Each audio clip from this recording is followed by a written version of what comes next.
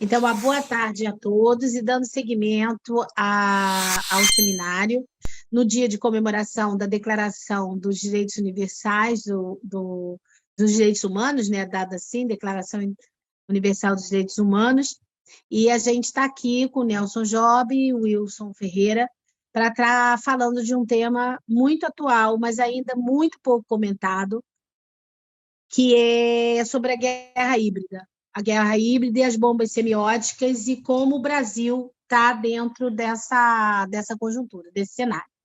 Então, vamos lá. Wilson. Olá. Prazer conhecê-los. Muito obrigado pelo convite aqui de participação desse seminário, né? Vou dar uma humilde contribuição aqui como pesquisador da área de comunicação, né? Já vou avisando que eu não sou da área de ciência política, né? Sou dentro da área da teorias da comunicação, né? Sou professor universitário aqui em São Paulo pela Universidade Anhembi Morumbi, onde eu trabalho nessa área de semiótica, teorias da comunicação, né? Só que numa vertente assim mais multidisciplinar, né? Dentro do espírito, né? Que se chama aqui das novas teorias da comunicação ou nova filosofia da comunicação, encabeçado pelo, infelizmente, falecido recentemente, né, Ciro Marcondes Filho, aqui da ECA-USP, né, da qual eu tive o privilégio de ser orientando dele lá na pós, né, tanto mestrado e depois, mais tarde, no doutorado. Então, foi uma perda assim, recente e sentida, né? Mas, enfim, esse tema que a gente vai falar aqui de guerra híbrida, bombas semióticas, está dentro desse xadrez, né, da geopolítica mundial, né, e como o Brasil se insere nisso. Tá? Eu queria começar aqui pelo teaser do Nelson Job, que eu assisti o teaser que ele fez aqui para o seminário, sobre essa diferença poder e potência, né, que eu achei bem interessante aqui, pegando Spinoza, né, de que quando você tem mais poder, você tem menos potência, e com menos potência, mais poder. E eu acho que é a síntese perfeita, né? O ponto de partida para a gente discutir o que a gente quer discutir aqui essa tarde, né? Que poder e potência, né? Vamos considerar assim que são dois corpóreos, né? São duas entidades físicas, né? Com substratos, qualidades, né, o poder como aquilo que retém, codifica, sobrecodifica um território, os corpos das pessoas, enquanto a potência é aquilo que é, sei lá, pegando assim o termo deleuziano, aquilo esquizo, o corpo sem órgãos, né, uma coisa livre, onde você exercita todas as potencialidades, né? Então, entra essa questão aqui da guerra híbrida, das bombas semióticas. Pelo ponto de vista aqui da chamada nova filosofia da comunicação, vou pegar um termo aqui bem vamos falar aqui da semiologia estoica, que são os incorpóreos. Tá? Entre essas duas entidades, poder e potência, que têm substrato e qualidade, que são corpóreos, e um age em resistência um contra o outro, você tem um terceiro elemento, que são os incorpóreos. Tá? Esses incorpóreos são aquilo que não tem substrato nem qualidade, né? É uma entidade invisível que é principalmente dentro da área de comunicação ou essa área não material, né? Que a gente está dizendo aqui, onde trabalha a comunicação. E é onde vai atuar o que se chama, que está muito sendo discutido, guerra híbrida e tudo mais. Que é interessante que a semiologia dos estoicos, né? Estou falando da filosofia grega da antiguidade, eles não veem o fenômeno, pelo menos eles não viam o fenômeno da comunicação como algo assim, simplesmente com a palavra e as coisas. Tá? Dizemos palavras para representar determinadas coisas, como causa e efeito. Há um terceiro elemento aí que é o incorpóreo, que é a expressão, que é aquilo que, vamos dizer assim, que modernamente Austin fala do aspecto performático da linguagem, que é a expressão, né? Aquilo que podemos dizer entre nós, mas o estrangeiro não vai entender o significado. Ele pode entender o significado literal da palavra, mas ele não entende o poder expressivo dessa palavra. Aí entra, né, vou discutir aqui da nova filosofia da comunicação, que é o acontecimento comunicacional. Tá? A comunicação Há muita confusão quando a gente vai discutir comunicação e política, de confundir comunicação e política com propaganda política. Quer dizer, na verdade, a comunicação ela não é a menor parte dela é alguma coisa que vai sair do receptor e vai ser transmitido para o que vai sair do emissor e vai ser enviada para o receptor. Alguma coisa que é transmitida, alguma coisa corpórea, né? Vamos dizer, seja poder ou potência, né? Seja poder uma propaganda política, uma ideologia, um aspecto de doutrinação, seja como potência algo que empodere, né? Um tipo de mensagem que empodere o receptor. O que ocorre mais, o que está mais em questão é o chamado acontecimento comunicacional, tá? Que é esse elemento incorpóreo que vai muito além da propaganda política, que é justamente na qual se baseia o que se chama hoje a chamada guerra híbrida, né? Todas as estratégias de comunicação envolvendo a política para desestabilizar países, governos e tudo mais. Estou fazendo essa pequena introdução aqui teórica para colocar o campo, né, em que vou discutir isso daqui. A grande questão aqui para a gente discutir guerra híbrida, ou até a questão da pandemia atual e como entra essa discussão de todo mundo estar isolado em tipos de relações virtuais, como aqui nesse momento, nessa live que a gente está, é esse conceito de grande reset global, né? Esse conceito que, na verdade, foi criado pelo Klaus Schwab, né? Que é o fundador e presidente executivo do Fórum Econômico Mundial, tá? Onde ele coloca claramente, né? Vou até citar aqui literalmente o que ele define, né, como grande reset global, que o mundo deve agir conjuntamente e rapidamente para renovar todos os aspectos de nossas sociedades e economias, desde a educação até os contratos sociais e as condições de trabalho. Essa definição de grande reset global dá para perceber que é uma afirmação dele muito genérica, ampla, aberta. O que é esse novo contrato social? O que é essas novas regras de trabalho? Isso aqui abriu várias teorias da conspiração, né, que você vai encontrar desde filósofos como o italiano Giorgio Agamben, ou até o Zizek, né, que ele vai falar que essa pandemia global e tudo isso que está acontecendo, ele define como o sonho erótico do totalitarismo, todas as condições que estão sendo colocadas como sonho erótico do totalitarismo, diz o Zizek. Então, o que está por trás da afirmação do Schwab, né? Grande reset global? Eu citei aqui o Agamben e o Zizek, né? Eles colocam claramente que, na verdade, o que está se encerrando agora é um grande contrato da luta de classes, tá? Que a gente pode chamar genericamente esse novo contrato que está findando agora, esse novo contrato que veio a partir do crash de 29, o fim da Segunda Guerra Mundial, foi o chamado Welfare State, né, que foi um grande acordo que fez sair o século XX da depressão, em que você tem aí o Estado como regulador de toda a sociedade através de um contrato entre empresários e sindicatos, tá?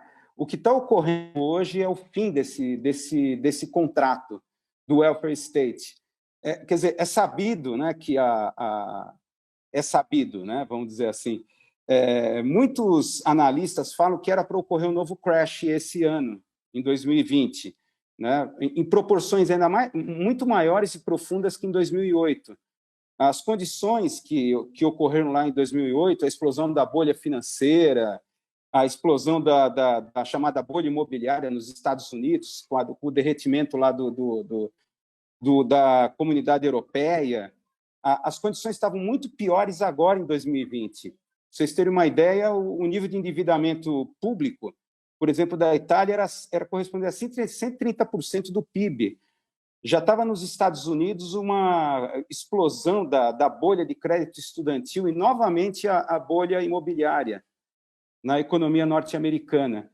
Então, você tinha todas as condições para um novo crash, agora em 2020. Coincidentemente, você vê explodir essa pandemia. É claro, né, a gente pode falar, mas isso é muita teoria conspiratória, O Agamben, ele, acho que vocês devem conhecer os argumentos polêmicos dele, né? Ele chega, inclusive, a negar, né? E a gente pode facilmente colocá-lo no bloco dos negacionistas. O grande problema dessa discussão, negacionismo, se você vai discutir o grande reset global, então, isso é teoria da conspiração. O grande problema é que, com o crescimento da chamada alt-right, da ultradireita ou da direita alternativa, parece que todos esses discursos de crítica à globalização e às suas consequências parece que foram abduzidas, bem estratégia de comunicação, né, foram abduzidas por esse movimento de ultradireita. Desde coisas simples, tipo Globolixo, por exemplo, que era uma crítica da Globo, que era uma coisa de esquerda, você vê a direita alternativa absorveu isso, abduziu, acho que é a melhor palavra, esse tipo de discurso, assim como a crítica à globalização. Por exemplo, acho que o melhor exemplo que você pode pegar é de uma série, não sei quantos de vocês já viram falar dessa série, que, na minha opinião, é a série mais azarada do ano, que é Utopia, que é da Amazon Prime Video, que, na verdade, é um remake norte-americano do original que foi transmitido pela Channel 4 em 2013, que é a série Utopia é sobre conspirações, assim, em rápidas palavras, do Big Pharma e do Big Money. Então, há uma pandemia que está estourando em escala global ali naquela série, então todas as conspirações que envolveriam a grande indústria farmacêutica e os mercados financeiros por trás. É a série mais azarada do ano porque ela entrou na Amazon Prime Video esse ano e, assistindo hoje, né, essa série que em 2013 a crítica considerou como inventiva e inquietante. Quer dizer, 7 anos depois que esse discurso foi todo abduzido pela chamada direita alternativa, assistindo a série Utopia, você começa a dar risada amarela. Você parece que está vendo alguma coisa entre Qanon, as teorias conspiratórias do Qanon, ou o negacionismo à la Bolsonaro. Quer dizer, é um gosto amargo, né? Uma série que... Não sei se vocês estão conseguindo entender. Esse fenômeno comunicacional que foi produzido pela ultradireita parece que vedou qualquer tipo de crítica. Qualquer crítica que você vai mobilizar contra um determinado sistema pode ser colocado como teoria conspiratória ou negacionismo. A situação que a gente está vivendo hoje é como se fosse uma sala de espelhos que se refletem mutuamente, e você não sabe mais dizer o que é reflexo, o que é refletido, porque tanto a esquerda quanto a chamada direita alternativa estão com discursos muito próximos. Tá? Ou melhor, claro, né, a esquerda hoje se policia, né, então ela não pode mais adotar certos tipos de pautas porque vão ser consideradas negacionistas. Ou, por exemplo, criticar o discurso do ambientalismo ou das mudanças climáticas, hoje é muito delicado, né? Se você vai discutir o papel da Greta, né, da Greta Thunberg, se não me engano o nome dela, você pode simplesmente ser enquadrado dentro do campo dos negacionistas. Então, isso que eu estou colocando aqui rapidamente é um dos capítulos da chamada guerra híbrida. Tá? O que é a guerra híbrida? Vamos colocar assim, guerra híbrida é você continuar a guerra, todas as estratégias do campo militar físico, colocar no campo simbólico e semiótico. Então, por exemplo, coisas como estratégias de pinça, controle total de espectro, muitas estratégias militares, elas são utilizadas hoje como dentro do campo semiótico e simbólico. Tá? A chamada guerra híbrida ela entra num momento delicado, né? Que a globalização ela produziu uma desigualdade social e uma concentração de riqueza nunca dantes vista. Tá? Isso até o Zizek ele coloca isso bem claro.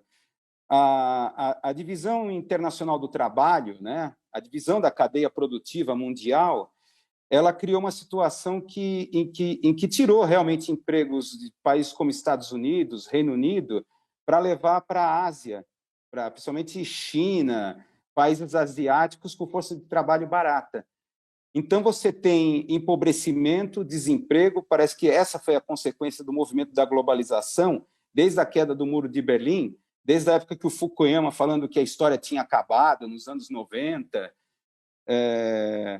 e de que o capitalismo havia vencido, o chamado movimento globalização trouxe uma desigualdade, desemprego, mais pobreza, assim, uma concentração de renda muito extrema, e principalmente a questão da financiarização.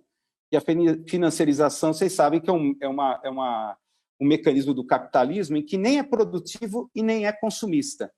Ele é simplesmente uma especulação de títulos de papéis, que isso acabou produzindo uma desigualdade e concentração de riqueza extremas. Tá? 2008, como eu falei, esse primeiro grande crash financeiro do século XXI foi um dos sinais disso que estava acontecendo. E é interessante que, a partir de 2008, você vê esse mecanismo de guerra híbrida, que foi mais concretizado em termos das grandes primaveras que ocorreram, a Primavera Árabe, as chamadas revoluções coloridas que correram pelo mundo, até chegar no Brasil a partir de 2013.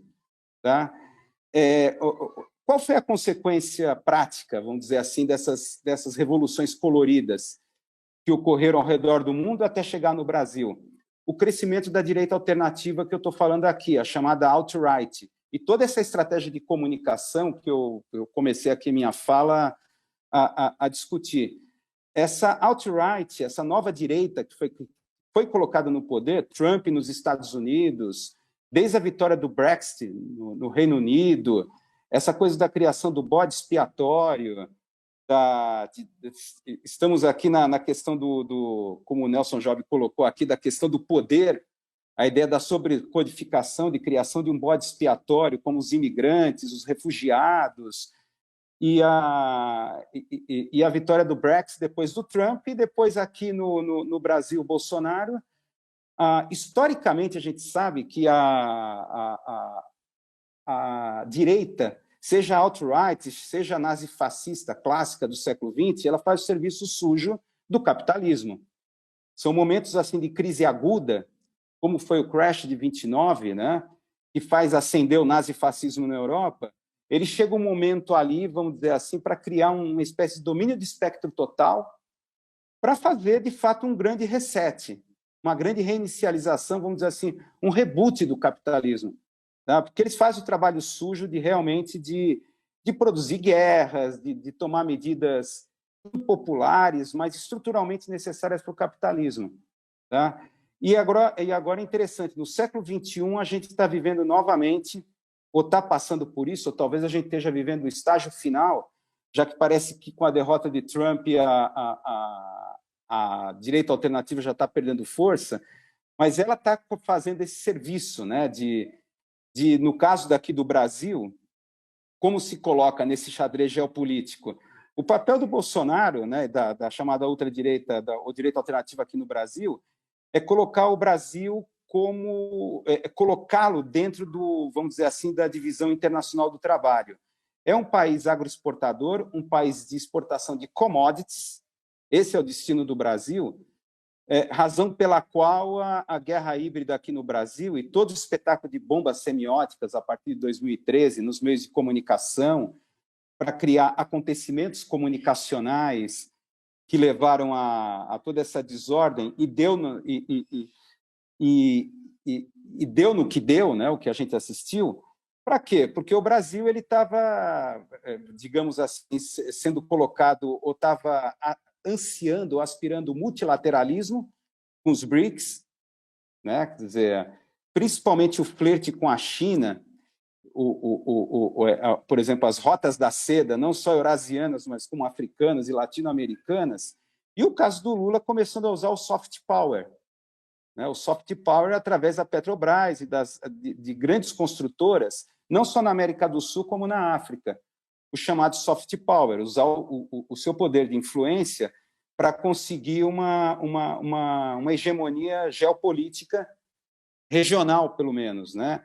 Isso incomodou profundamente, já que o crash de 2008, né, me lembro na época o Lula falando que isso era apenas uma marolinha, né, que não atingiria o Brasil, mas acabou atingindo não economicamente, mas politicamente, porque a partir do crash de 28 já estava sendo preparado esse grande reset que a gente está acompanhando e foi instituído. Porque o capitalismo, o modelo de financiarização, está levando uma crise aguda e explodir, repito, um grande crash agora em 2020, que foi, vamos dizer assim, digamos, aquilo que o Buzz Lightyear fala no Toy Story, cair com estilo. Ele não voa, ele cai com estilo. Foi mais ou menos isso o que aconteceu. Esse crash não ocorreu da forma clássica como em 2008, daquela forma dramática, um terremoto, derretimento dos mercados europeus, pânico nos Estados Unidos. Isso foi passado agora em 2020 para o plano da biopolítica. Quer dizer, foi um problema pela pandemia, como aqui no Brasil, o discurso do Paulo Guedes, ele fala, não, mas o Brasil estava em decolagem, veio a pandemia e nos derrubou. Mas agora vamos ter um crescimento em V, né? O Paulo Guedes fala.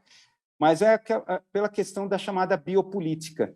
Quer dizer, tornou esse crash de 2020 um fenômeno mais biológico do que político-econômico, que deveria ser, né? Então, vamos dizer assim, a chamada guerra híbrida aqui no Brasil, a colocação do Brasil nesse roteiro das chamadas revoluções coloridas, né, que andaram pelo mundo até chegar no Brasil, ela foi aquela coisa de restabelecer o Brasil, colocá-lo de novo nos trilhos dentro da divisão política, a divisão vamos dizer assim, a divisão global do trabalho.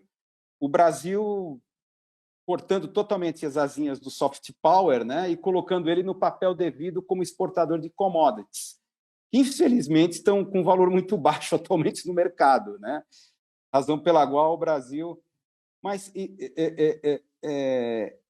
tem uma outra questão, né, quer dizer, esse grande reset global, ele entra naquilo que o filósofo camaronês Achille Mbembe, ele chama de necropolítica. Esse eu acho que é o aspecto mais sinistro, né?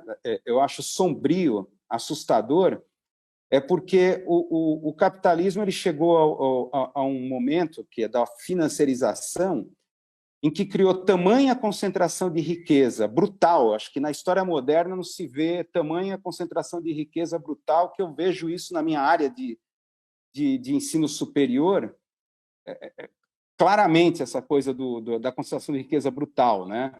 Em que vejo a hora-aula, né, dos professores e a carga horária caindo abruptamente, enquanto eu vejo que dentro do mercado do ensino superior privado, grandes negociações estão sendo feitas na escala de bilhões de reais.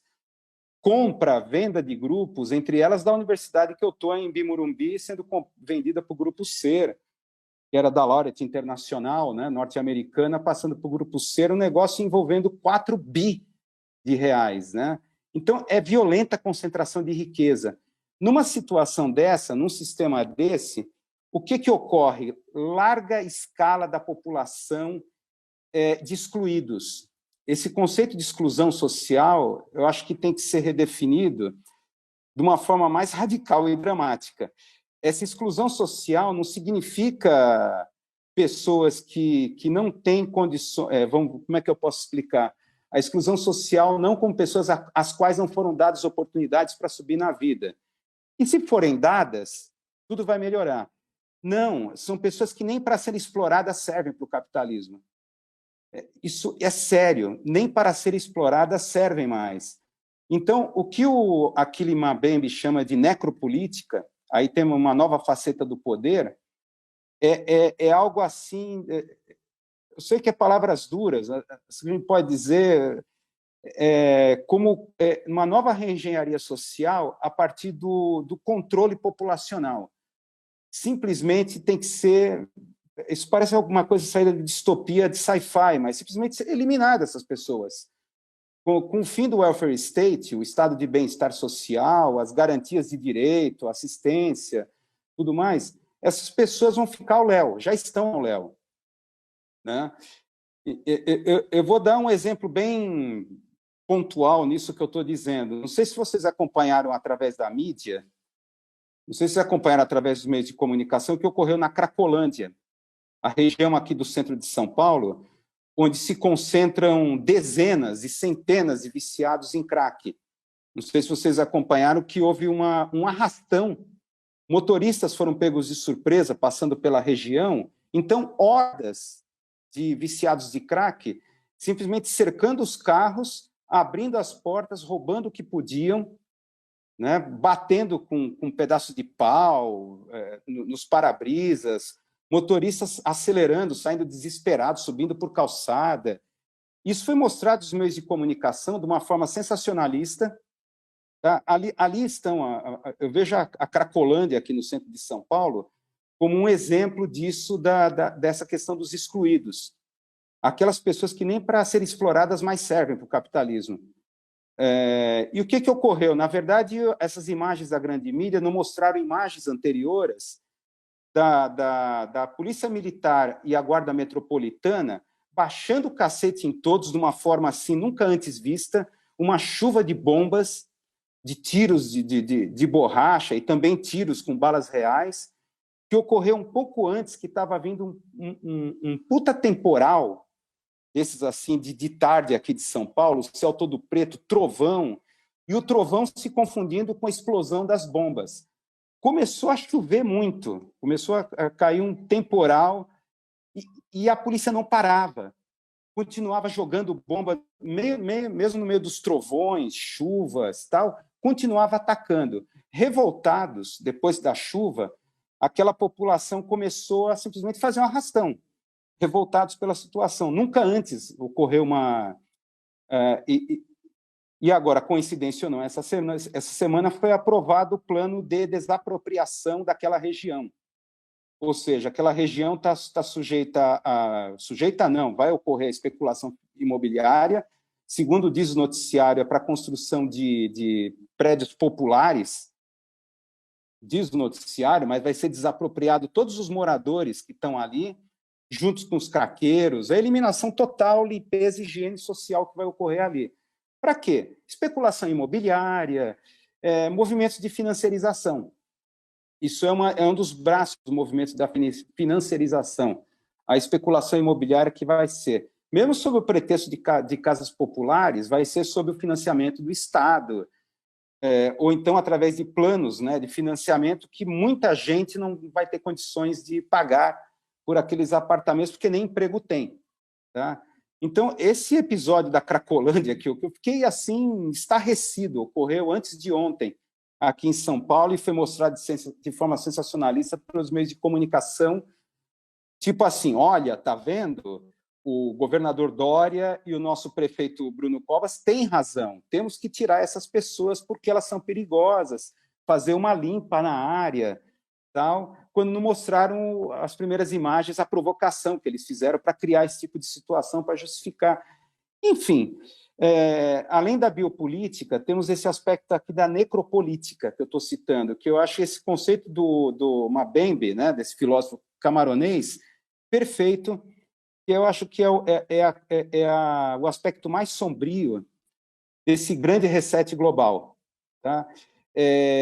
Temos, então, o quê? Refugiados, excluídos, imigrantes, velhos, idosos, doentes, deficientes físicos, mentais, uma escala assim, numerosa da sociedade, que não vai ter mais Estado. Não vai ter mais Estado ou políticas de bem-estar social para garanti-los. Né? A gente vê aqui no Brasil o caso do chamado teto fiscal, por exemplo, que é assim, os açougueiros neoliberais, eles falam assim, cinicamente, friamente do teto. Sim, mas e a educação, e a saúde, e o combate à pandemia, e o SUS? Então fica aquele discurso esquizofrênico, esquizofrênico no mau sentido, não no sentido deleuziano, que é mas no sentido clinicamente no mau sentido. Quer dizer, defender o teto de gastos, quer dizer, o Estado mínimo, dentro dessa agenda do grande reset global, a minimização do Estado, até chegar às suas funções básicas de segurança, né? de repressão, a questão do poder, e, por outro lado, defender o SUS. Está vendo? Olha, se não fosse o SUS, como é que seria o Brasil na pandemia? Dá para se ver isso não é teoria da conspiração. Por que os militares tomaram de assalto o Estado? Principalmente o Ministério da Saúde. Temos um general como Ministério da Saúde, no Ministério da Saúde. E dá para perceber, eu não sei qual a opinião de vocês, mas, na minha opinião, parece assim, proposital a sabotagem de toda a logística de vacinação, de negação das vacinas, esse conflito com o Dória, Coronavac, parece proposital, sabotagem proposital. Né? Enquanto você vê em países do primeiro mundo já a coisa já estabilizada, já planejada, todo o movimento de vacinação, aqui você vê algo assim, parece proposital no sentido de necropolítica. Quer dizer, eu até brinco que a verdadeira reforma da Previdência é matar os aposentados. Quer dizer, eu acho que o Paulo Guedes deve comemorar muito quando aposentados morrem pela Covid, já é um a menos para a nossa reforma da Previdência e alcançar a política de teto fiscal. Né? Ou seja, essa discussão do grande reset global, ela passa por isso, por essas questões que eu estou falando de biopolítica e necropolítica.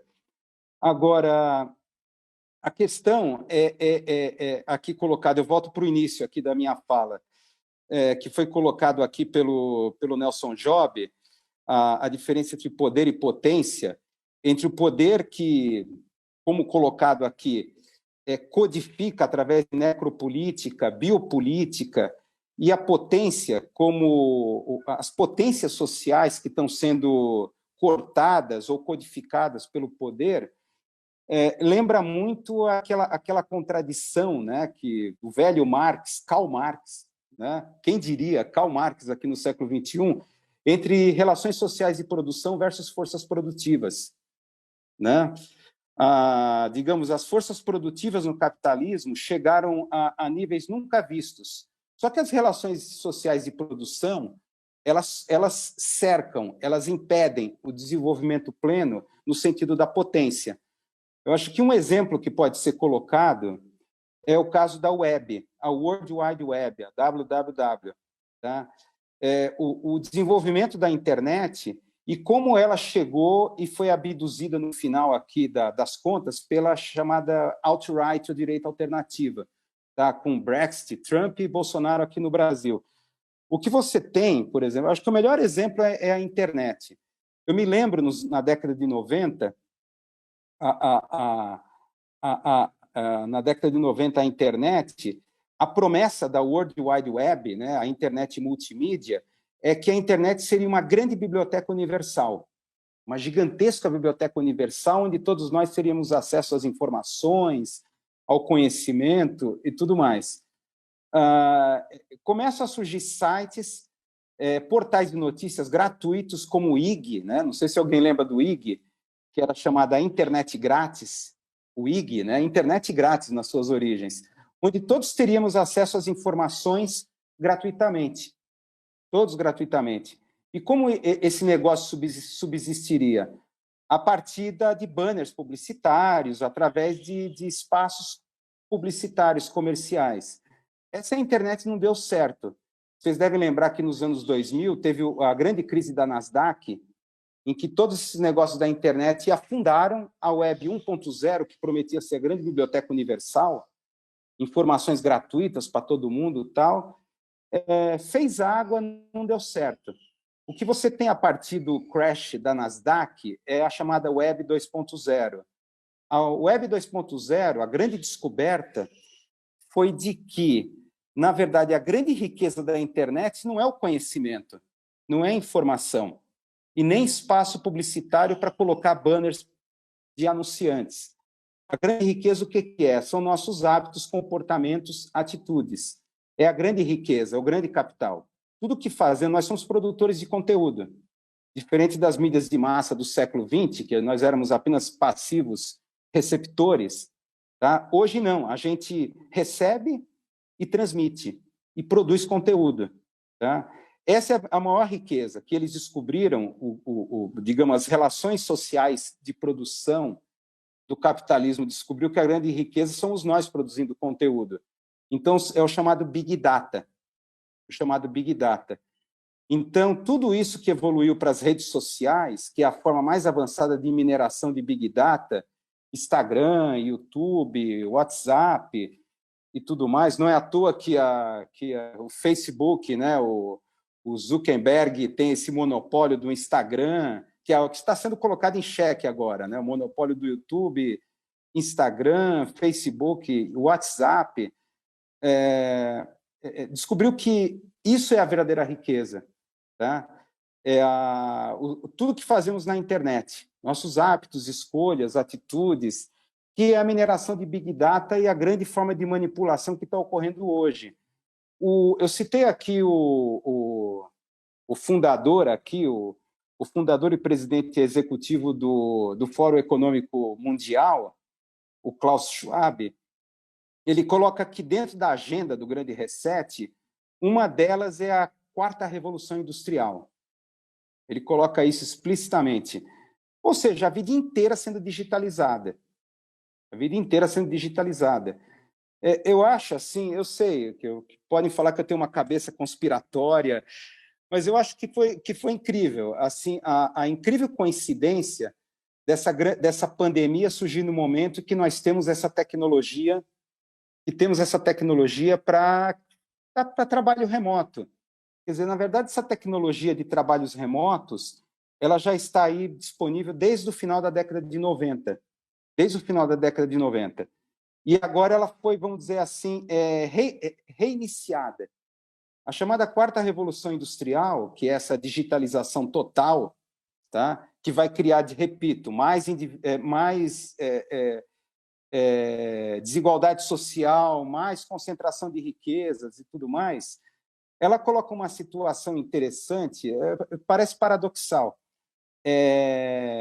O isolamento. Uma vez eu estava conversando com um CEO de uma grande empresa de seguradora aqui no Brasil, inclusive ele está saindo do Brasil, vai para o Canadá, é uma empresa francesa de seguros, né? Ele colocou uma coisa interessante, né? Como é que fica a questão dos trainees nessa situação de trabalho remoto? Você não tem mais cultura organizacional, vamos dizer assim. As relações de amizade ou a relação de mestre e aprendiz, como você tinha nos trainees de empresa. Hoje você tem a situação em que cada um está isolado em trabalho remoto na sua casa. Tá? Isso cria uma situação que é o seguinte, esse isolamento, tá? Como é que eu posso falar? Esse movimento de atomização social que vai levar aquilo, um outro conceito aqui, domínio de espectro total. Aqui dentro do conceito de guerra híbrida, o que é o domínio de espectro total? Um domínio que você vai ter do domínio de todo o amplo espectro político. Vamos colocar assim em outros termos, um circuit breaker político. Circuit breaker, você sabe que é um conceito das bolsas de valores, quando você tem uma puta queda dos negócios, você faz o circuit breaker, dá uma parada de meia hora para reiniciar e tudo mais. É como se todos os posicionamentos, as posições políticas fossem congeladas, foi o grande resultado aqui da pandemia, seja a direita, a esquerda, não há mais manifestações, você não pode ter mais aglomerações, é como se desse uma congelada no espectro político. Tá? Ou assim no campo o que esse CEO, né, amigo meu, falou para mim, da questão dos trainees, vê a questão do sindicalismo. Tá? Eu vejo, até aqui na condição de professor, a reunião do sindicato dos professores, vamos dizer assim, virtual, é uma coisa assim totalmente diferente de algo presencial. Ou as negociações, né, do sindicato dos professores com as mantenedoras do ensino privado. É uma coisa totalmente diferente, assimétrica, vamos dizer assim. As relações estão ficando cada vez mais assimétricas. Tá?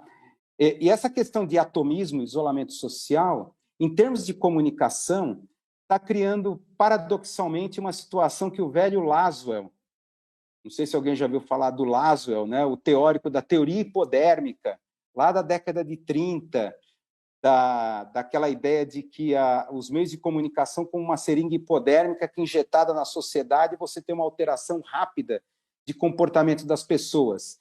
E aquela ideia muito behaviorista de psicologia comportamental de que os meios de comunicação têm poder de condicionar as pessoas imediatamente, transformar em robozinhos, etc. Mas é interessante que essa tese do Laswell, lá na década de 30, era baseada na atomização social. O que você vê nas grandes cidades é o esgarçamento das relações familiares, das relações de amizade ou relações sociais, em que você vê, numa situação de isolamento, as pessoas estão mais sujeitas a serem influenciadas pelos meios de comunicação.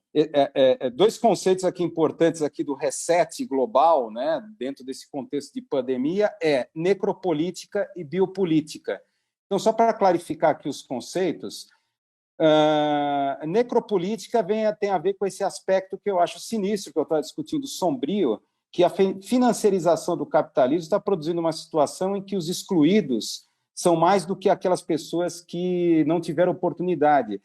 Nem para serem exploradas elas mais servem.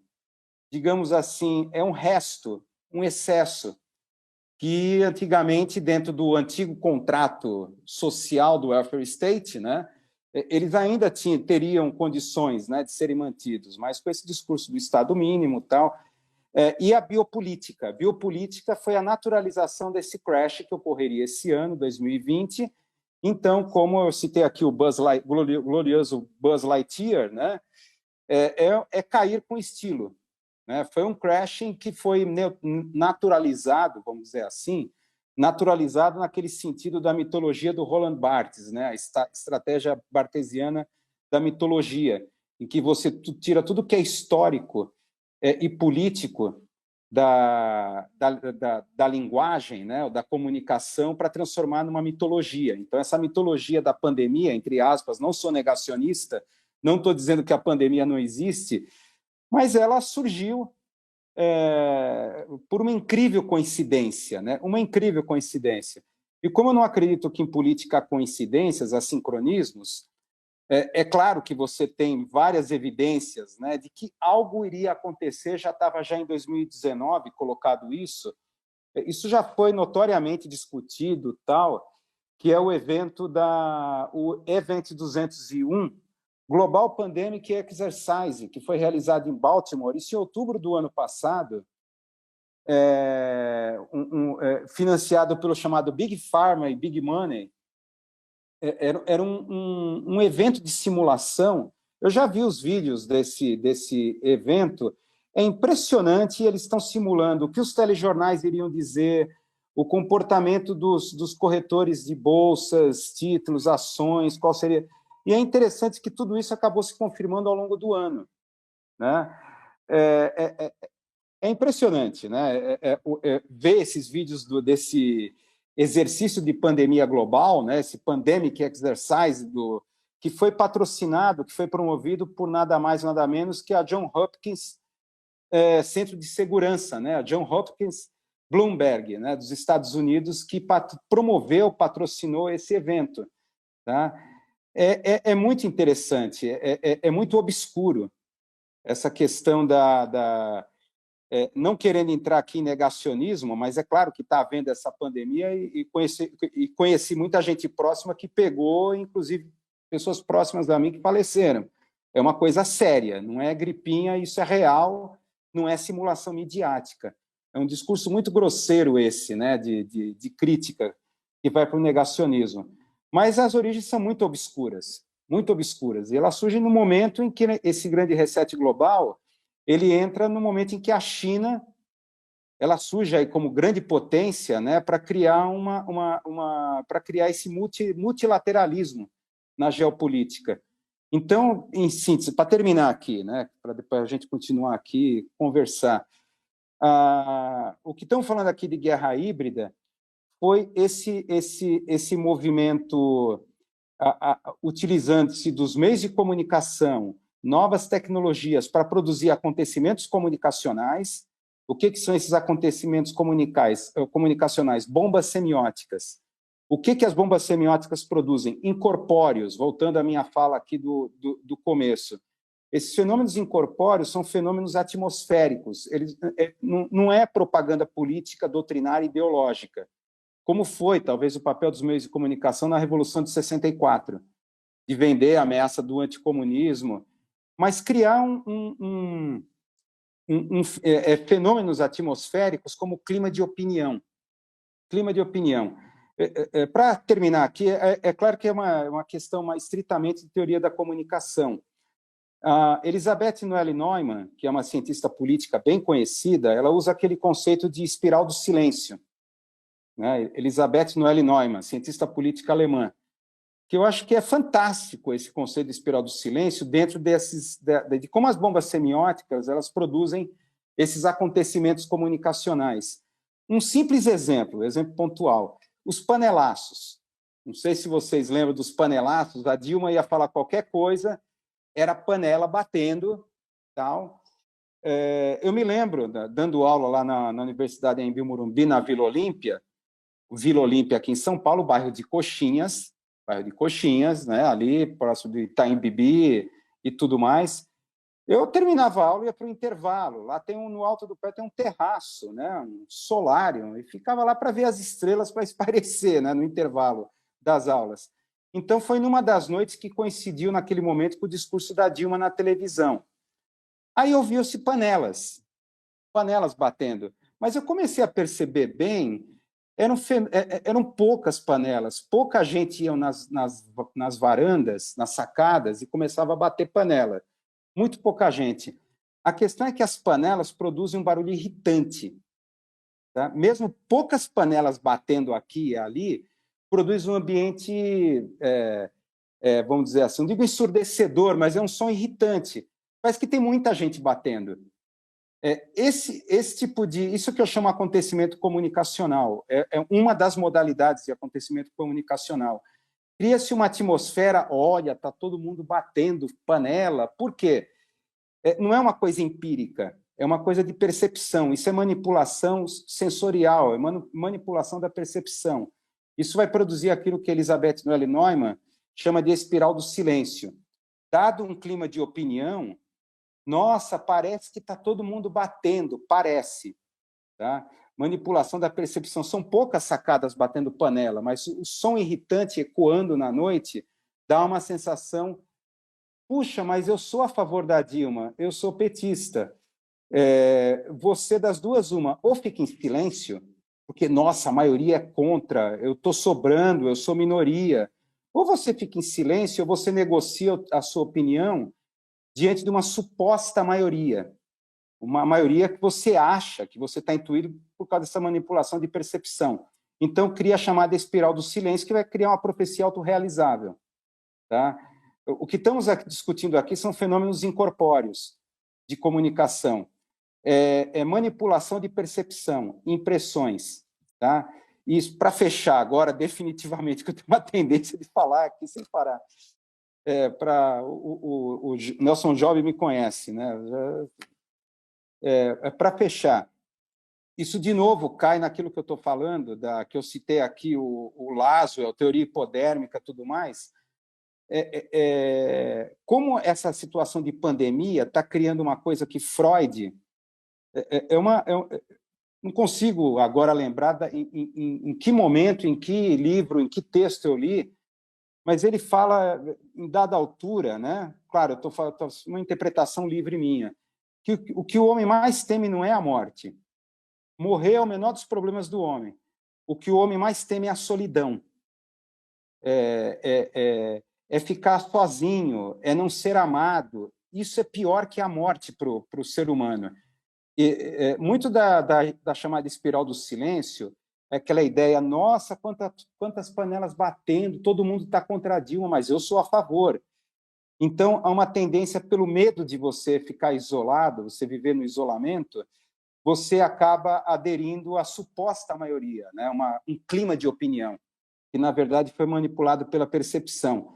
E é interessante, né, só para fechar, essa frase, essa ideia de Freud, que o homem mais teme não é a morte, mas é a solidão, está sendo colocado de uma forma dramática nesse momento da pandemia. As pessoas se aglomeram desafiando a própria morte. Para eles, a morte não é problema. Quer dizer, o problema é ficar só, é ficar solitário, né? Então, isso é uma coisa que até hoje ecoa na minha mente, essa ideia freudiana, né? Eu acho que está muito na base dessa manipulação, né, dos acontecimentos comunicacionais através das bombas semióticas. Então é isso, né? Vou parar por aqui e a gente continua a conversar. Vai lá, Nelson. Aí, assim, dá uma voltinha, dá um rewind do que você estava falando. Dá um reset. É. Então, Não é rewind ao vivo, é rewind ao vivo. Bom, fazer só umas breves notas de rodapé aqui na fala do Wilson, que é o nosso humilde blogueiro preferido, né? Eu comecei falando que essa questão que o Wilson começou a me citar, citando Spinoza, a questão do poder e potência, a gente transduz nos transsaberes, transformando poder em restrição de modulação e potência como ampliação de modulação. E aí, pensando com a questão da solidão, se a gente pensar cada vez mais numa estética, digamos assim, vibracional, solidão é um sólido muito grande. Solidão é quando você começa a vibrar muito pouco. Aí você tem a impressão que é uma partícula que você é sólido. Então, cabe a gente ampliar a nossa modulação. Quanto mais a gente amplia a modulação, mais potência, mais ética, mais liberdade. Liberdade não como adjetivo, mas como modo de ser, sendo ainda muito fiel a Spinoza, né?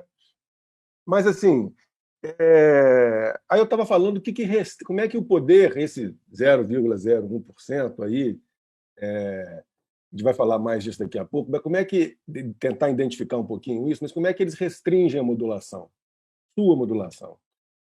Primeiro, a questão que o Wilson falou, a questão do biopoder, né? Criando hábitos alimentares baseados, por exemplo, em açúcar, farinha branca, trigo, etc., que vão te adoecendo, e quando você adoece, você vai usar remédios que não te curam, mas que dão uma mínima manutenção do bem-estar e te viciando naquele remédio para o resto da sua vida, né? Uma outra forma é através do controle do imaginário. E aí, através do controle do imaginário, seria uma coisa muito longa, mas, grosso modo, eu queria só dizer o seguinte: percebam que hoje, se você for pegar, eu não sei, Wilson, sei lá, os 50 filmes mais vistos hoje no mundo, todos eles seguem milimetricamente o mito do herói. O nascimento complicado, aparece o mentor, ganha uma arma mágica, um talento muito especial, ele vai dar para trás, ou seja, vai ter a catábasis em linguagem mitológica, né? Vai experimentar uma morte simbólica ou uma morte real, vai renascer, e aí vai encontrar com a mocinha, vai derrotar o vilão e vai ter uma grande vitória. Guerra nas Estrelas, Jesus Cristo, o Toy Story, em geral, quase tudo. A Disney, que é especialista nisso, criou o paradigma Disney, é baseado no monomito do herói, lá do Christoph Vogler, né? Comprou Guerra nas Estrelas, comprou a Pixar, comprou a Marvel, comprou agora a Fox.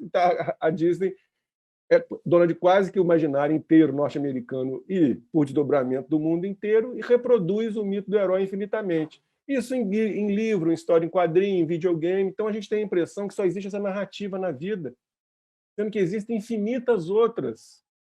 Narrativa de Vires, Kafka, Bergman, Tarkovsky, Paul Auster, Borges, Calvino, infinitos, Orson Welles, né?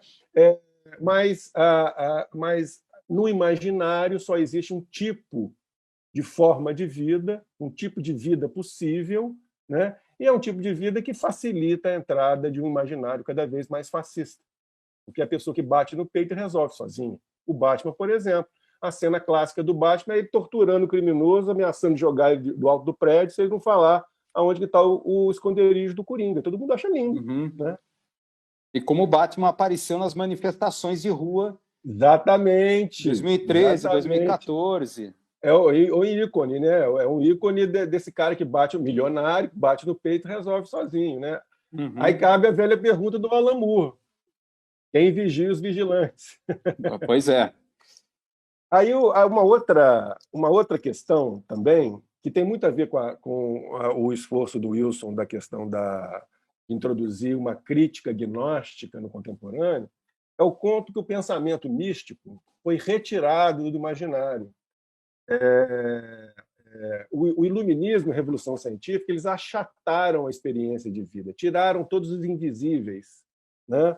E restringiram a gente ao imaginário racional, uma visão bem reduzida do que seria racional, né? E com a lógica científica de causa e efeito, etc. Os invisíveis tiveram que entrar pela porta dos fundos, né? O espiritual, as vibrações mais sutis, etc., entraram via gravidade do Newton, campo eletromagnético, onda quântica, sempre matematizado. Esse invisível pode, desde que muito domesticado por certas visões da natureza. E aí a gente entra no ponto fundamental aqui, que é o quanto que o místico é retirado da história.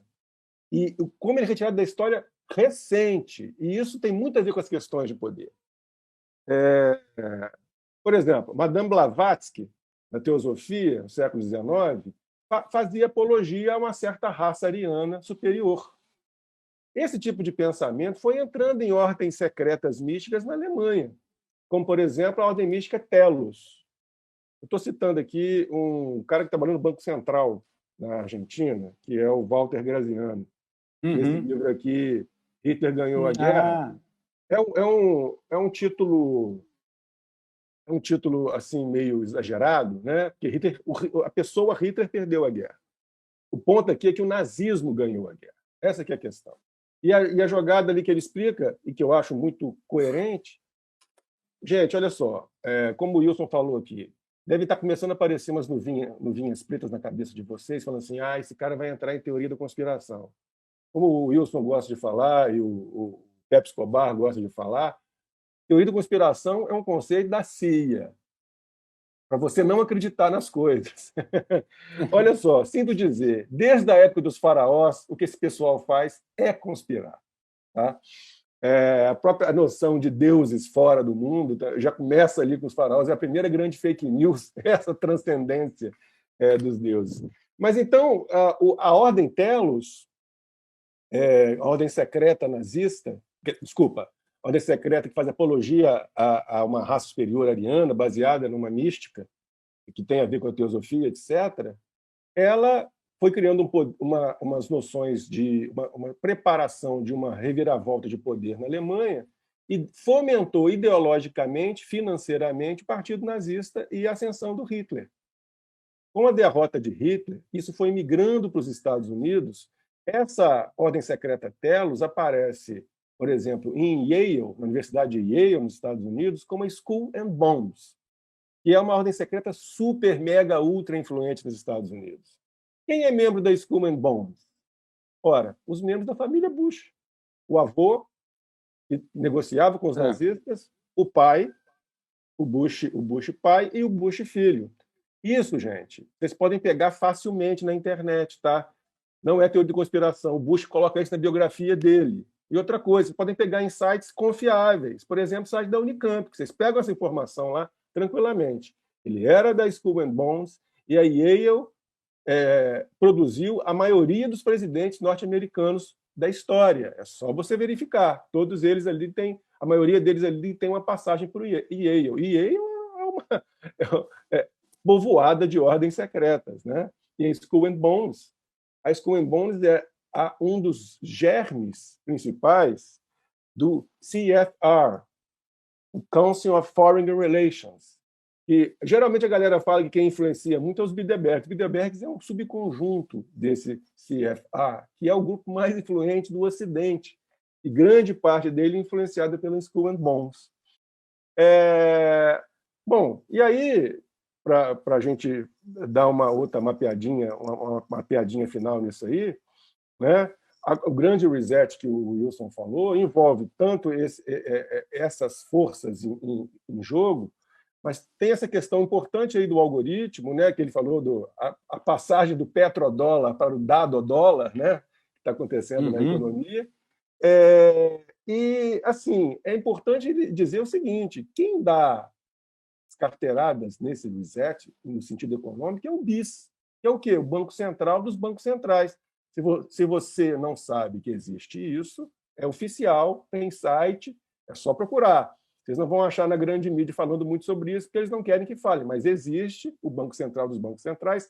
Daniel Simões é um bom cara que comenta muito sobre isso.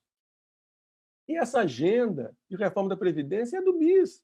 Paulo Guedes está seguindo a cartilha, tá? E não só no Brasil, em vários países, né? Periféricos, né? O que eu queria acrescentar aqui na questão da guerra híbrida é a questão que o Wilson falou aí da dupla pinça, né? E tem a questão, e a dupla pinça desdobra na questão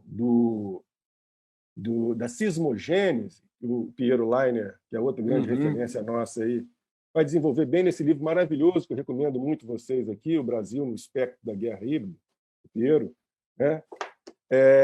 Ele vai citar o Gregory Bateson, a teoria da sismogênese, como uma sociedade cria uma dualidade no bojo dela, só que o espectro total domina as duas separações, né? Por exemplo, na Alemanha nazista, a criação de um suposto inimigo, que é o judeu.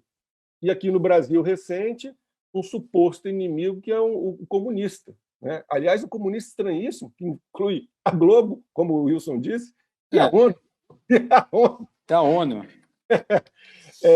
Então, agora, por exemplo, uma coisa que o Pepe Escobar fala é a questão do limited hangout, ou seja, você domina o discurso de direita, mas domina grande parte do discurso de esquerda também. Então, por exemplo, o caso do Intercept, Vaza Jato, é emblemático. Você só coloca informações não muito importantes sobre o caso, dá a impressão que é uma esquerda legal, está ajudando a gente a entender, não mudou a opinião de ninguém. Quem achava o Moro legal achou ele heróico. Ele faz igual o Batman, ele desafia a lei para prender o criminoso. E a galera de esquerda fala assim, tá vendo, ele é bandido mesmo, etc. e tal. Mas, por exemplo, a relação da Lava Jato com os Estados Unidos só é feita depois que o Moro sai do governo. Esse tipo de coisa, né? Então, o limited hangout esse é o cara que dá o estalinho, fala coisas que você quer ouvir, mas não entrega o ouro e dá a impressão que é legal, você controla o discurso de direita e de esquerda. Jorge Soros, por exemplo, é um cara que dá muito dinheiro para a mídia de esquerda. A ideia, por exemplo, de Black People's Matter a ideia, isso aí Jorge Soros dá dinheiro. Tipo assim, a minoria falando, por favor, me ajuda. Agora, uma ideia mais potente do tipo People Have the Power, lá dos Panteras Negras, Panteras Negras. Isso aí ele não vai dar dinheiro, não. Não. E, assim, então, à luz disso tudo, como é que fica para a gente aí a questão de como ampliar a modulação, afinal de contas, então? Como é que a gente faz para ampliar a modulação? A primeira coisa é isso que a gente está fazendo aqui agora, se informar direito, perder um pouco da ingenuidade, né? Entender que você aderir a um discurso majoritário de uma esquerda ingênua ou então bancada pelo Jorge Soros não vai te ajudar em nada, não vai mudar nada, né? Outra coisa, esse convite que a gente sempre faz nos Transaberes, que é pensar confluindo saberes e criando esse campo híbrido para pensar o impensável, para se lançar com prudência no novo e, com isso, trazer novidades, né? Cuidar da imunidade. A vacina é importante? Até mas o mais importante mesmo é a sua imunidade. Então, é importante rever hábitos alimentares, rever a sua relação com a Big Pharma, procurar uma medicina subsidiária que vai dar potência para o seu organismo, porque essa maquininha aí é o resultado de bilhões de anos querendo viver. Então, você não tem que ficar dando muita coisa de fora, você tem que ajudar essa máquina a viver, mas isso aí envolve uma outra alimentação, um outro tipo de cuidado de si, né? E meditação ajuda, fazer os levantes ontológicos, como diria o Heikenberg, no livro dele, Zona Autônoma Temporária. Zona Autônoma Temporária é criar uma instância de liberdade aqui e agora. ou seja, não esperar a grande revolução, talvez ela nunca venha, mas fazer micro-revoluções aqui e agora, nas suas vísceras, nas relações de você com os seus, e que isso possa mudar o mundo vibracionalmente, aqui e agora, entrando em ressonância com quem for possível. Eu queria só, então, citar aqui, para terminar, o seguinte. Eu sou psicólogo, mas eu concordo com os antropólogos. Os antropólogos alguns antropólogos dizem que o sociopata ele é empático. Porque o cara, para ganhar o jogo de pôquer, ele tem que se colocar no lugar do oponente. O cara, para te vender um produto ruim, ele tem que se colocar no seu lugar para te vender um produto ruim. O sociopata, ele é empático. O que ele não é simpático, ou seja, ele não tem a capacidade de estar de fato junto com você. Sinto dizer, o capitalismo ele é moldado para os sociopatas estarem no topo. Se você não bate meta no banco, se você não ensina pobre a dar dinheiro para o banco, não quer sacanear o pobre, você tem um pouco de simpatia por ele, e aí você não vai crescer no banco. Você não vai chegar a CEO, você não vai chegar a dono da empresa. E você, para ser um presidente de uma grande nação, para você ser um grande líder militar, que mata milhões apertando um botão com uma ordem, você precisa de uma certa sociopatia. Então, o convite aqui é um convite simpático, para desenvolver simpatia, para estar, de fato, um com o outro, para habitar um campo relacional com o outro. E eu termino, então, a minha fala aqui, para dar um pouco de aumentar as vibrações e a potência, aumentar as modulações e a potência, lembrar o Ednardo em Pavão Misterioso. Eles são muitos, mas não podem voar. Diga lá, bom. Diga lá. Bom, em cima de todas essas coisas que eu falei, esse conceito de bombas semióticas, guerra híbrida, já que você mostrou um livro, vou mostrar outro que é o meu. Opa, aqui. Isso aí é preciosíssimo. Esse que saiu agora recentemente, né? Quer dizer, no meio do ano, né? Que é o Bombas Semióticas na Guerra Híbrida Brasileira, de 2013 a 2016, com a pergunta, por que aquilo deu nisso? Então, esse livro na verdade, foi um resultado de uma verdadeira crônica, que lá no blog, no Cine Gnose, eu comecei a fazer a partir das jornadas de junho de 2013, eram crônicas assim, muitas semanas, praticamente diárias, acompanhando a grande mídia, e foi naquele momento que eu criei o conceito de bombas semióticas, né? Em que, naquela época, falar em guerra híbrida entrava no campo das teorias da conspiração. Inclusive, eu ouvi muito da própria esquerda, né? Teoria da conspiração, é do próprio Genuíno, sabe? José Genuíno, isso é muita conspiração, isso é muita conspiração, isso é muito conspiratório, essa coisa do deep state norte-americano, essa coisa entrando aqui. Mas é aquela coisa que as jornadas de junho, né, em política, a gente sabe muito bem que não existe espontaneidade. O Lenin já falava que o esquerdismo é a doença infantil do comunismo, esse certo ativismo, espontaneísmo. O velho Lenin já colocava isso, né? Mas não existe espontaneidade. Então, o movimento horizontal, originado espontaneamente nas redes sociais, isso era o discurso lá de junho de 2013. Tá? Então, a partir de 2013, esse livro aqui traça, né, as várias... E, por incrível que pareça, as bombas semióticas, inclusive, aparecendo na previsão do tempo. Era uma politização tão generalizada na grande mídia, naquele momento, né? Mas até na previsão do tempo você tinha aquela ideia que deveria ser criado o clima de opinião, né, que eu falei, essa coisa atmosférica, incorpórea, de que o Brasil estava à beira do caos, à beira do abismo, à beira da ingovernabilidade, e nem as condições meteorológicas estavam ajudando, né? Então, foi impressionante. Então, esse livro aqui ele trata com bastante detalhe, né? São 325 páginas, com direito ao glossário final, com os conceitos mais principais inclusive conceitos que a gente está tratando aqui, né? Que é abordado aqui no livro. Tá? Então, esse livro aqui é uma espécie de síntese, talvez, de tudo isso que a gente esteja conversando aqui, mas é mais no sentido cotidiano, né? De como a grande mídia brasileira criou toda essa situação e deu no que deu. Então, por que aquilo deu nisso, né? Eu sou testemunha que o Wilson era uma voz praticamente solitária em 2013, todo mundo super entusiasmado. Pois é, eu via... Ele, ó, gente, isso aí vai dar ruim. Pois é, eu via muitos professores da ECA, inclusive, né? Inclusive o próprio Ciro Marcondes Filho, né? Que é meu orientador, foi entusiasmado, ele foi até a Paulista ver as manifestações, é o novo na política, é o novo, então aquela coisa do movimento horizontal, antipolítica, fora dos partidos e sindicatos. Claro, isso até pode surgir, mas não é espontâneo. Não existe espontaneidade em política, espontaneísmo, né? Do nada as coisas aparecem e por tipo, como é que se fala? Espontâneo, assim, vida espontânea, algo que aflora, geração espontânea.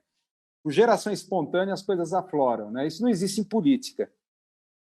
Mas uma recomendação para quem quiser mais detalhes, né, informações sobre esses conceitos, está aqui esse livro, tá, que está lá, por enquanto, aqui na Amazon, né? Está lá na Amazon à venda, a Amazon brasileira, né? Então é isso. Perfeito. Tem umas perguntas aqui, Valéria, a gente lê, não? Sim. Fale sobre isso, fale. A gente tem uma hora bem... Assim, procura ser breve.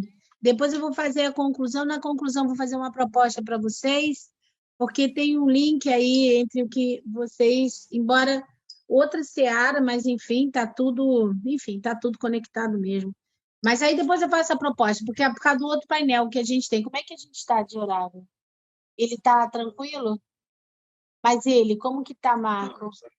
Tá, não, tá ok. Então, vamos lá. Seja breve para eu fazer a proposta. E eu acho que a gente tem que continuar isso, sabe? Eu vou falar o que me veio, depois vocês refletem. Fala aí, Job. Eu vou só responder aqui o Break the Motor, perguntando se a condição do funcionamento dos invisíveis não é justamente a entrada pela porta dos fundos, de ser sempre estrangeiro. Olha, eu acho assim, do jeito que o iluminismo, o pensamento ocidental, que atomiza o sujeito, que separa natureza e cultura, que separa conteúdo e expressão, que separa corpo e mente, essa produção de atomização de sujeito, de solidão, de desamparo cósmico, né? de criação de ilusão de transcendência, de perda da vivência da imanência e da unidade com o cosmos, esse processo todo nos leva a recuperar os invisíveis pelas portas dos fundos. Genialidade do Newton, né? Bruxo alquimista, que, vendo ali a Inquisição, ele transforma a gravidade no conceito que ele nunca explicou, que era uma força oculta, não local, uma força alquímica, né? E ele transformou em matemática e revolucionou a ciência. O problema, a ironia disso é que ele, ao editar a obra e só publicar os textos científicos matemáticos, ele não publicou os textos alquímicos de filosofia natural, e a revolução científica é newtoniana, matemática, física, mas a revolução newtoniana não é... Newton não era newtoniano, Newton era muito mais plural e alquimista, né? Então, assim, me parece que é um trabalho nosso, essa questão que eu falo de ampliar a modulação, envolve justamente apreender esses invisíveis, eu estou chamando aqui invisível de vibrações mais sutis, para o nosso cotidiano. Eles não precisem mais entrar pelas portas dos fundos. Né? A gente possa vivenciá-los aqui e agora, ampliar, descolonizar o nosso olhar. Né? A arte sempre foi isso. A arte sempre foi a forma de traduzir o invisível para o visível. Os grandes artistas fizeram isso. Os grandes filósofos estão pensando o impensável. Ninguém pensava e eles estão pensando. Né? Então, acho que é um trabalho nosso, aprender cada vez mais a modular. Claro, aí eu acho que meditação, exercício em vórtice, essas coisas, ajudam também. O que eu ia... E aí, juntando, eu vou tentar ser muito breve mesmo, e aí eu vou usar a narrativa do livro mesmo, porque é uma coisa que rolou no painel anterior, dentro do decrescimento econômico, consumo consciente e pós-desenvolvimento. Foi bacana. E o que se falou muito agora sobre a questão da atomização do indivíduo, do sujeito, como queiram, né? E aí, a proposição é em cima do seguinte: a gente tentar, num trabalho mais curto e mais repetitivo mesmo, a gente, não sei, fazer alguma coisa relacionada a uma desatomização, porque o que leva a esse lugar de crítica, inclusive, e aí se confunde com a coisa do negacionismo, e essa é a teoria da conspiração. Eu acho que eu faço isso desde criança, acho uma característica minha natural. Mas é alguma coisa que veio para o mundo, para o genérico. E aí, então, visto isso, porque a gente não sabe para quando que vai ser, e eu não crio expectativa, e acho que as pessoas não devem criar expectativa em relação à vacina, em relação a nada disso, enfim. O que temos aqui agora é alguma coisa que me remete à possibilidade de uma ilha, de Rulebeck, né? Que é um nível de atomização bizarro, é muito. E a obrigação dos personagens que aparecem, que estão num determinado mundo, são dois, é o dualismo ali representado de uma forma assim, quase, enfim, quase caricata, né? Porque são dois mundos realmente. E num desses mundos, a atomização é tamanha que a vida do cara, parece até, né, a definição do Agamben, pior talvez, a vida do cara, a vida do clone, né? É ficar repassando a vida de seus antepassados clone igualmente, né? E sem a possibilidade, não tem devir, né? O devir é o devir do outro, enfim, não tem, né? E a possibilidade de uma ilha está exatamente aí, porque quando vai chegando próximo do livro, né, se descobre que existe, né, não só a possibilidade, se descobre que existe. E aí o que eles vão encontrar é alguma coisa absolutamente diferente e ao contrário mesmo daquela atomização que eles vivem. Então, por exemplo, houve um tempo que a gente se falava sobre o mecanismo da ideologia e como isso funcionava no sentido de capturar, né, as mentes, os corações, etc. Hoje é muito difícil, porque parece que a gente já nasce, ou logo depois que nasce, a gente chamava manipulação, a gente já nasce numa manipulação muito, muito grande. Então, o que vai vir daí vai ser carregado de dualismo mesmo, vai ser polarizado, e chega um ponto que aquele indivíduo ele não tem crítica. O ser atomizado passa a ser... não tem filtro, é o que é, enfim. Então, o ser não tem nem mais sentido a gente falar, eu estava dizendo isso no outro painel, entre o ser e o ter, não tem, porque é alguma coisa que é construída nesse tal ser, né? Então, assim, fica aí para vocês pensarem sobre isso, da gente trazer, assim, minutos de sabedoria, mentira, não. Porque ninguém tem mais paciência para nada, né? E é mais fácil repetir igual um papagaio de pirata. É assim, alguns minutos e rápidos, no sentido de tentar inspirar a desatomização, entendeu? É desterritorializar essa bagaça, porque a continuar do jeito que está, de alguma forma tentar trazer o que alguns conseguem pensar, e ao invés de se colocar somente naquele lugar de observação, vir com alguma coisa assim, no sentido de real, é possível, é quase materializado, entendeu? A modulação, por exemplo, é isso, né? Não precisa ser, aí toda a teoria da conspiração. Tem uns gurus aí.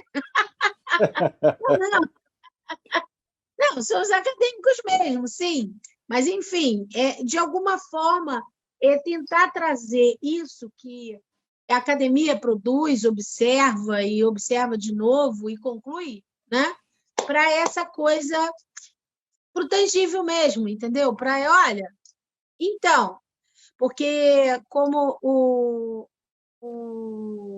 Will estava falando ainda agora, né? É refúgio mesmo, né? É refúgio. O nome é esse, a humanidade, é o refúgio humano.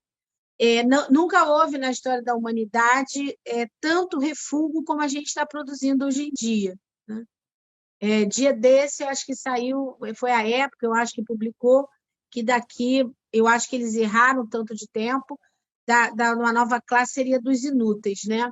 Então, assim, é muito grande, o refúgio é muito grande. Em outros tempos, a França deu dinheiro, enfim, para o Canadá para recepcionar, a Inglaterra também. Esse é o nome. Só que a gente fica cheio de, enfim, cheio de dedos para falar sobre isso, e enquanto isso a gente fala sobre questões polarizadas igualmente que estão muito longe de falar sobre isso, né? Como tipo, eu costumo dizer, né? Precisamos falar sobre Kevin, né? Sei lá, alguma coisa nesse sentido. E até tirar o estigma mesmo dessa história da teoria da conspiração. Não, porque é isso, entendeu? Tudo importa. Mas então, vocês, gratidão imensa, reflitam sobre isso, acho que vai ser interessante, porque tem gente que, bicho, que está fazendo uma moça no colchão, não está conseguindo, uns tantos aceleradíssimos, usando da tecnologia para acelerar mais ainda, reflexão zero, e outros tantos não conseguindo força para levantar, whatever, do sofá, da cama, maratonando tudo. Enfim, é isso aí. Mas gratidão imensa e a gente se vê por aí, viu, Wilson? Gratidão enorme.